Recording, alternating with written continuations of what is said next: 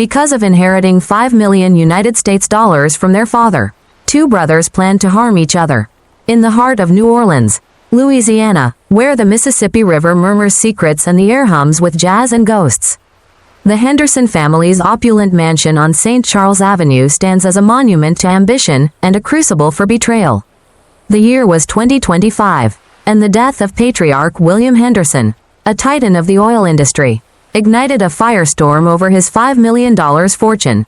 His sons, bound by blood but divided by greed, will tear their legacy asunder in a saga of deception and revenge that will haunt the Crescent City. In New Orleans, the death of oil tycoon William Henderson sparks a bitter fight over $5 million between his two sons, Michael and Daniel. Michael, a debt-ridden venture capitalist, and his wife Sophia framed Daniel, a former musician, for drug trafficking to cut off his inheritance. Daniel retaliates by exposing Michael's embezzlement. The story begins. Everyone, please subscribe to my Sweet Revenge YouTube channel. The Henderson mansion on St. Charles Avenue stood like a cathedral of secrets, its ivory columns gleaming under the New Orleans moon. Spanish moss swayed in the humid breeze, whispering tales of old wealth as mourners gathered within for William Henderson's wake. The air inside was heavy with magnolia perfume and grief, but beneath the polished surface of the Crescent City's elite, a storm brewed. Chandeliers cast fractured light across the mahogany-paneled parlor, where the oil tycoon's portrait loomed over his closed casket, his stern eyes seeming to judge the living. At the heart of the room stood Michael Henderson, 42. The elder son, his tailored black suit a shield against the world's scrutiny. His jaw was set, but his fingers twitched at his side, betraying the panic clawing at his chest. His venture capital firm was hemorrhaging money, his tech bets collapsing like a house of cards. The $5 million fortune his father left behind was his only lifeline, and he'd be damned if he shared it. Across the room, Daniel Henderson, 38, leaned against a marble pillar, his scuffed leather jacket clashing with the opulence. His face, weathered by years of late nights and cheap whiskey, bore the scars of a life spent running from his family's shadow. Once a jazz trumpeter whose melodies filled French Quarter clubs, Daniel now owned a dive bar, the Blue Note, scraping by on grit and stubborn pride. He hadn't spoken to his father in a decade, not since William called his music a waste of a Henderson name. Yet here he was, drawn back by the promise of wealth, his hazel eyes scanning the crowd with a mix of resentment and guarded hope. The bourbon in his glass burned his throat, but it couldn't dull the sting of returning to this gilded cage. Eleanor Henderson, 60, their mother, sat in a high-backed velvet armchair, her silver hair pinned tightly, her black dress pristine despite her trembling hands. Grief etched lines into her face, but her voice carried the steel of a southern matriarch when she rose to speak. The room fell silent, glasses clinking to a halt.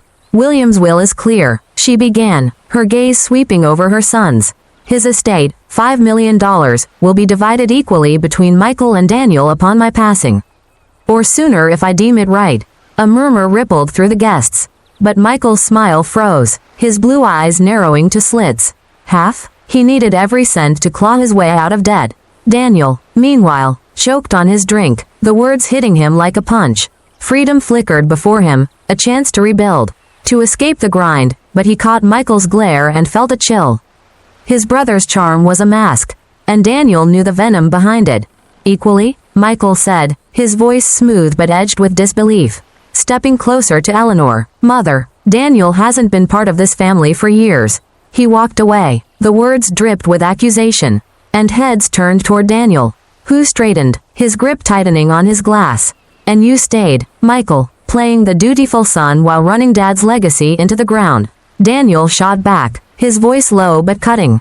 The room buzzed with whispers, but Eleanor raised a hand, silencing them. Enough, she said, her tone sharp. This is your father's wish. Respect it. Her eyes lingered on Michael. A warning, but he only nodded, his smile a brittle thing. As the wake dissolved into polite chatter, Michael slipped into the mansion's library, its walls lined with leather-bound books and the scent of old cigar smoke. Sophia Henderson, 40, his wife, followed, her heels clicking on the oak floor. Her auburn hair was swept into an elegant chignon, but her green eyes gleamed with calculation. A political strategist who thrived on power plays. Sophia saw the inheritance as a stepping stone to greater influence, perhaps a Senate campaign. "You're shaking," she murmured, closing the door. Michael rounded on her, his composure cracking. "Half the money won't save us. Sophia, my investors are circling like vultures. If Daniel gets his share, we're finished." He raked a hand through his dark hair, pacing like a caged animal. Sophia's lips curled into a sly smile. "Then we make sure he doesn't. There's a clause in the will. Conviction of a felony voids an heir's claim. We could arrange something. A scandal, something to bury him." Michael froze, his breath catching. The idea was monstrous, but desperation gnawed at him. "You're talking about framing my brother," he said, half in awe, half in dread. Sophia stepped closer, her voice a silken whisper. "I'm talking about survival, darling. Daniel's a drifter, a has-been. No one will question it." Her fingers brushed his arm, sealing the pact. Michael nodded, a shadow crossing his face. "Do it," he said, the words tasting like ash.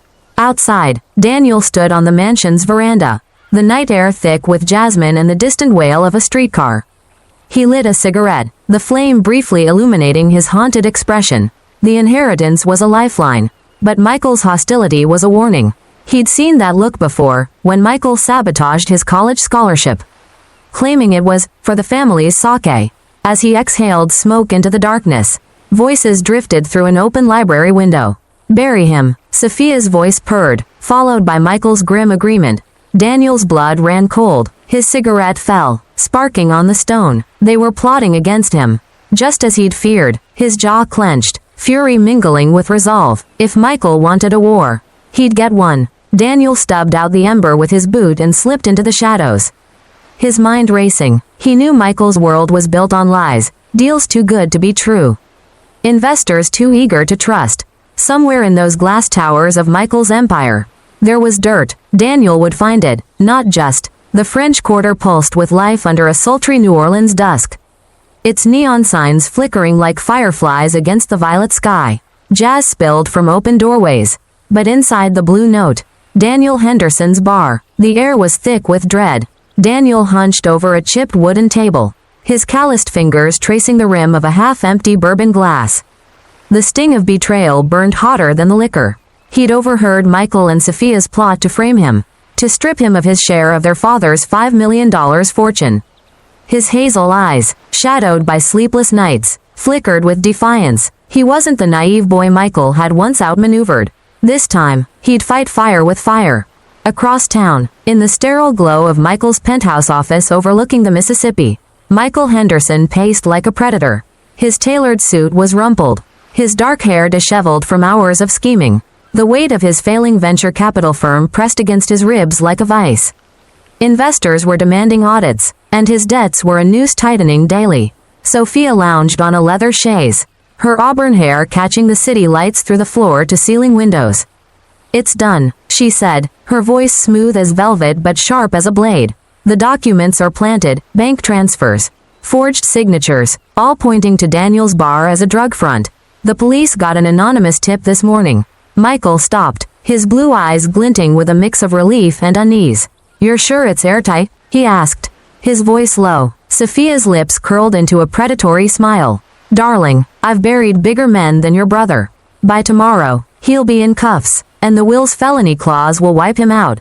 At the Blue Note, the door crashed open, and NOPD officers stormed in, their boots thudding against the creaking floorboards. "Daniel Henderson," barked a grizzled sergeant, flashing a warrant. "You're under arrest for suspected drug trafficking."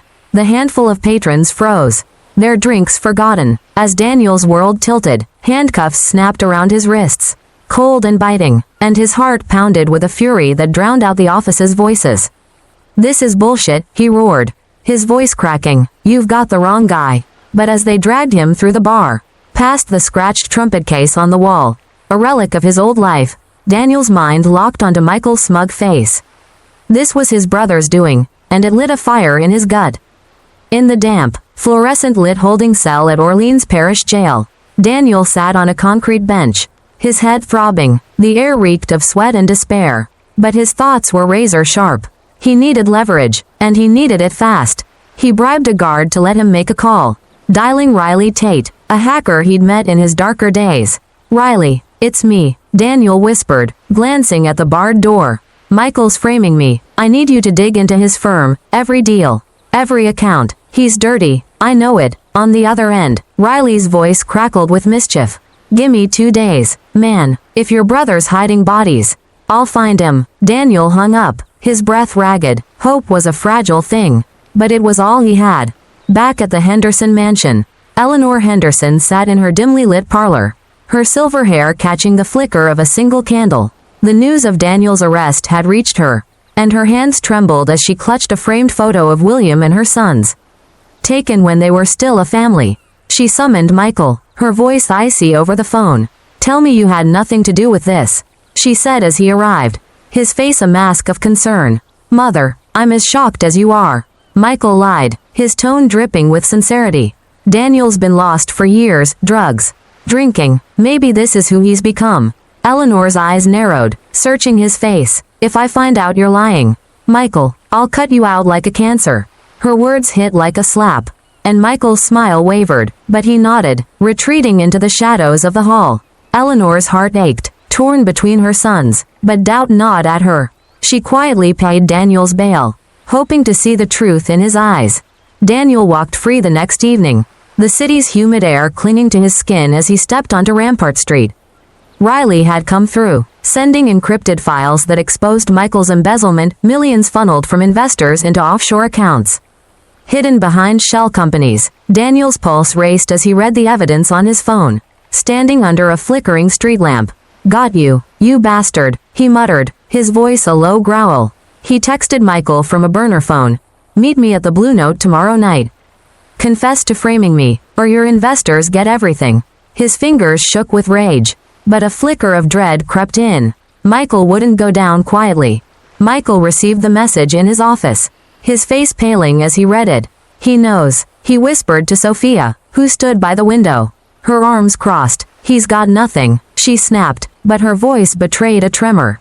He's bluffing, Michael, we stick to the plan. Michael's jaw tightened. No, he's too dangerous now. I'll meet him, but not to talk. He opened a desk drawer, revealing a small pistol, its steel glinting coldly. Sophia's eyes widened, but she said nothing, her mind racing. Michael's desperation was spiraling, and she needed an escape hatch. Later that night, she slipped into a dimly lit cafe in the Marigny and met Detective Sarah Monroe, a sharp-eyed NOPD veteran. I'm worried about my brother-in-law, Sophia said, her voice trembling with feigned concern. Daniel's unstable, making threats. I think he's dangerous. Monroe's pen paused over her notebook, her instincts flaring. Something about Sophia's polished grief didn't add up, but she nodded. I'll look into it. Mrs. Henderson. The web was tightening around the Henderson brothers, each strand woven with lies and ambition. In the Blue Note, Daniel cleaned his bar's counter, the rhythm of his movements masking the storm in his chest. Across town, Michael loaded his pistol, his hands steady but his eyes haunted. Sophia watched from the shadows, her loyalty fraying, and in the heart of New Orleans, the Mississippi flowed on, carrying the city's secrets toward a breaking point.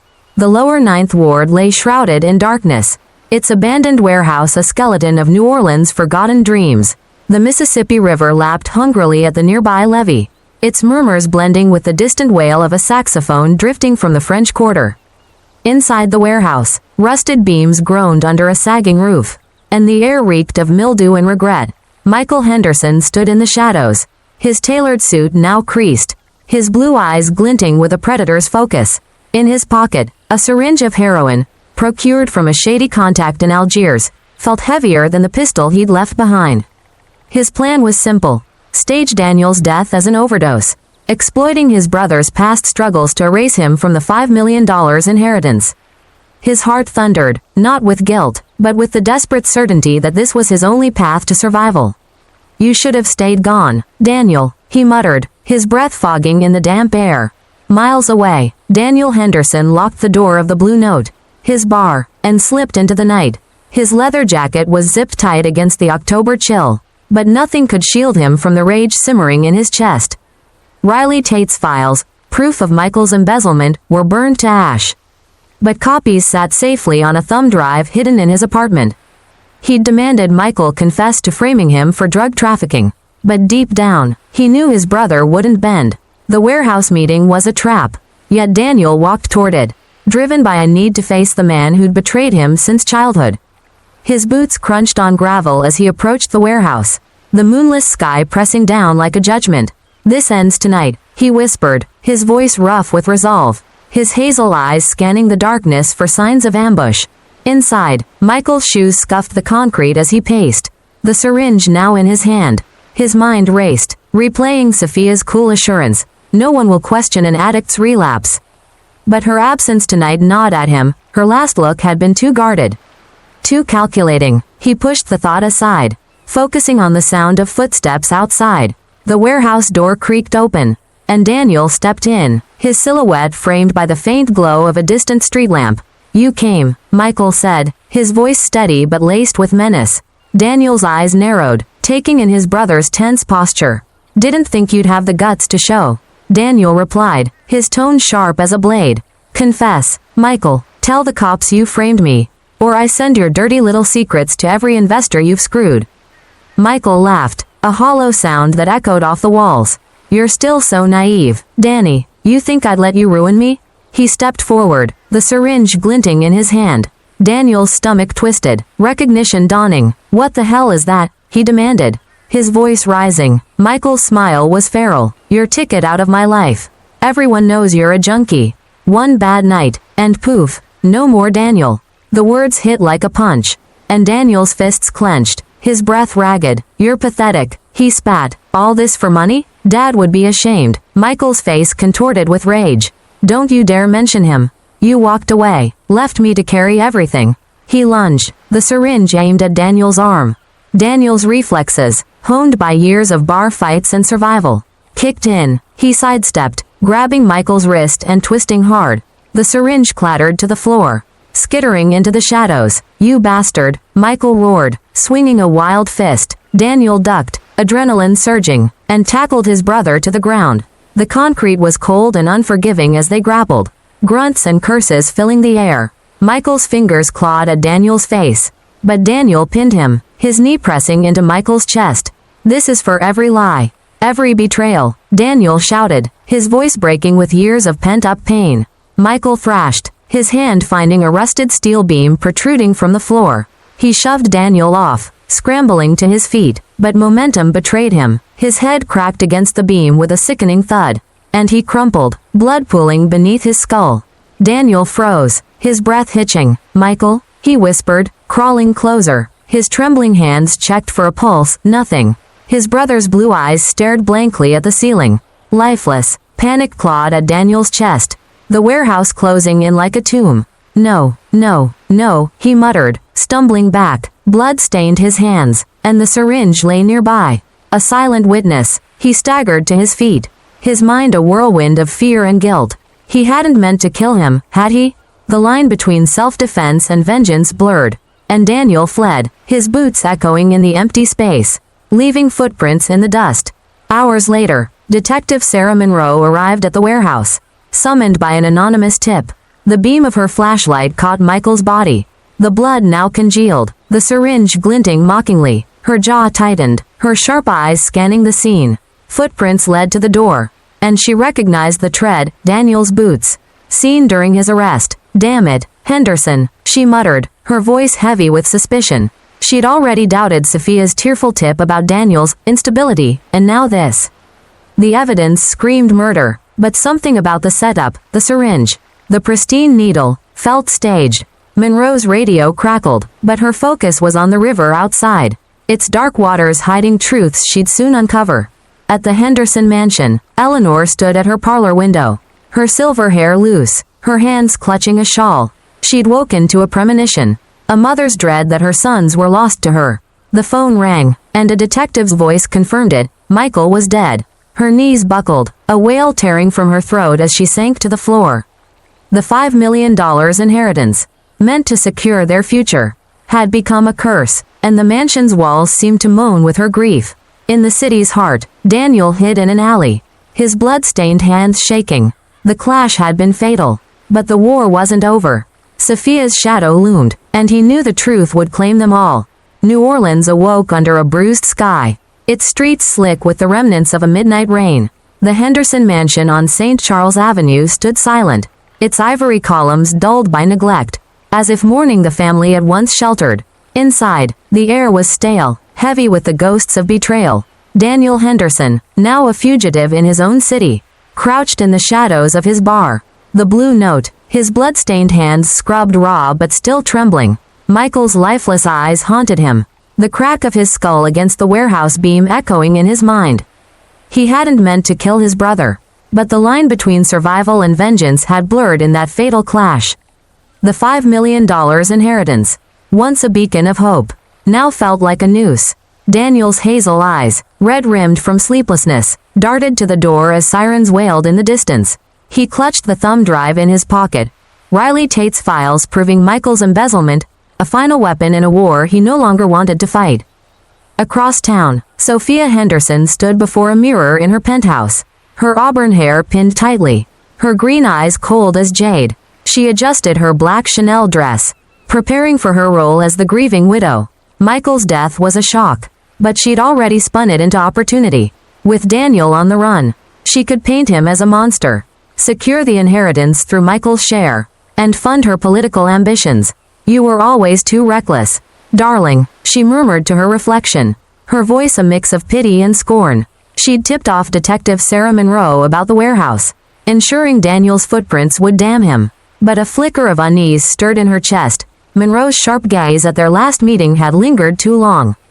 As if peeling back her facade, Sophia pushed the thought aside, stepping into the morning light to face the cameras waiting outside.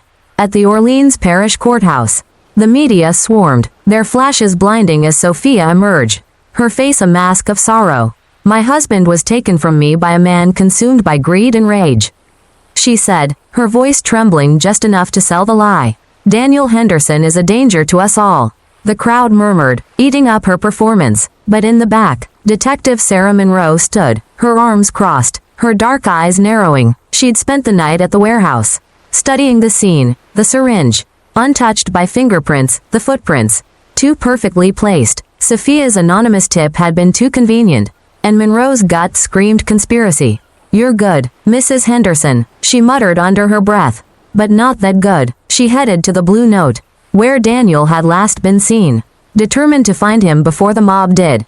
Daniel, meanwhile, slipped into the mansion, drawn by a desperate need to see his mother, Eleanor, one last time. The parlor was dark, its chandeliers unlit, the air thick with the scent of wilted lilies from Michael's wake.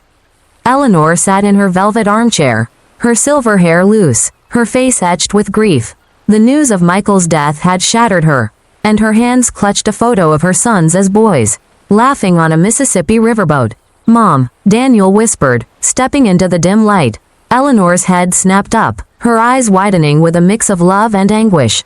"Daniel? Oh, God, what have you done?" Her voice broke, tears spilling down her cheeks. Daniel knelt before her, his throat tight. "It was an accident, I swear. Michael tried to kill me. He framed me, Mom, for everything." Eleanor shook her head, her hands trembling. "You're both my boys, and you've torn us apart. Why couldn't you stop?" Her words cut deeper than any blade, and Daniel's chest heaved with guilt.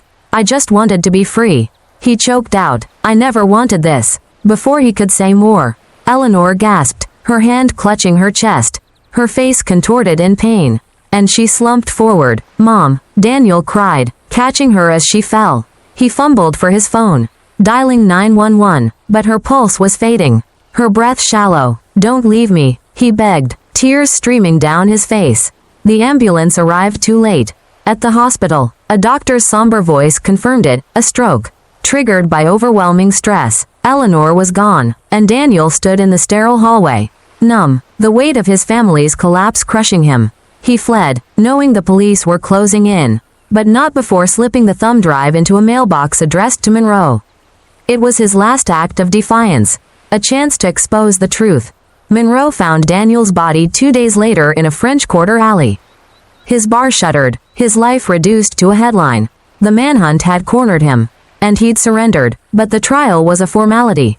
In the courtroom, the air was heavy with anticipation as Daniel faced charges for Michael's murder. Sophia sat in the front row, her eyes glistening for the cameras. But Monroe had been relentless, tracing the warehouse tip to a burner phone in Sophia's name and matching her fingerprints to the forged documents that framed Daniel.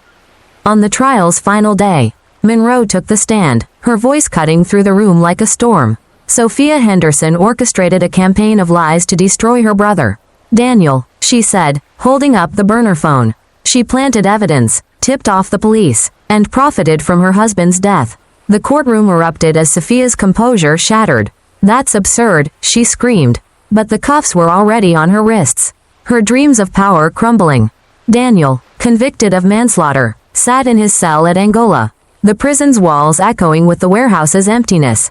He traced the edges of a faded photo, Eleanor, Michael, William, and him, smiling under a Louisiana sun. The $5 million inheritance was frozen in legal limbo, its promise of wealth now a bitter joke. I'm sorry, he whispered to the photo, his voice hoarse. Outside, New Orleans carried on, its jazz and laughter untouched by the Hendersons' fall. The mansion on St. Charles Avenue stood abandoned, its gardens choked with kudzu, its windows boarded like eyes closed to the past. On the street, locals whispered of a family undone by greed, their legacy a cautionary tale carved into the city's soul. The Mississippi flowed on, its secrets buried deep, as the ashes of the Hendersons' ambition scattered into oblivion. If you find the story interesting, please like and share this video and leave a comment with your opinion. Don't forget to subscribe to Sweet Revenge and hit the notification bell so you don't miss any new videos.